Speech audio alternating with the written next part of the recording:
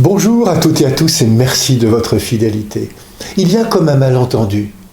Tandis que Jésus annonce à ses amis les 12 sa passion, sa mort et sa résurrection, la mère des fils de Zébédée, Jacques et Jean, comprennent que Jésus va prendre le pouvoir, libérer Israël de ses occupants romains et instaurer son royaume. Alors, il se place, comme on dit. Ordonne que mes 2 fils, que voici, siègent l'un à ta droite et l'autre à ta gauche dans ton royaume. Mais il y a comme un malentendu sur la nature de ce royaume. La réponse de Jésus donne quelques précisions. Ce royaume n'est pas un royaume qui s'instaure par la force ou la violence.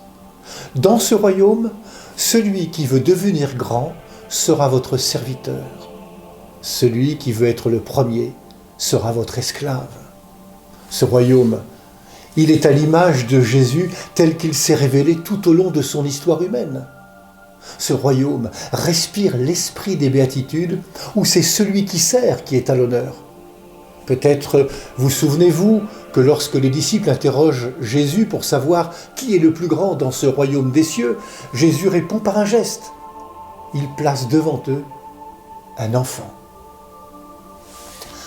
Mais pour que ce royaume advienne, il faut aller jusqu'au bout de l'amour. C'est ce que Jésus essaye de dire aux 12.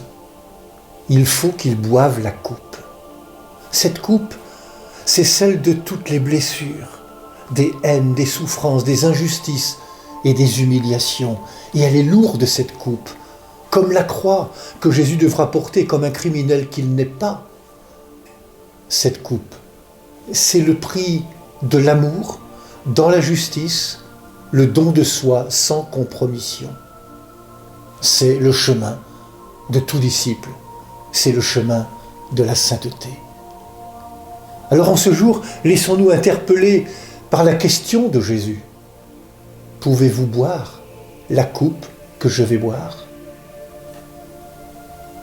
Bonne marche vers Pâques à toutes et à tous.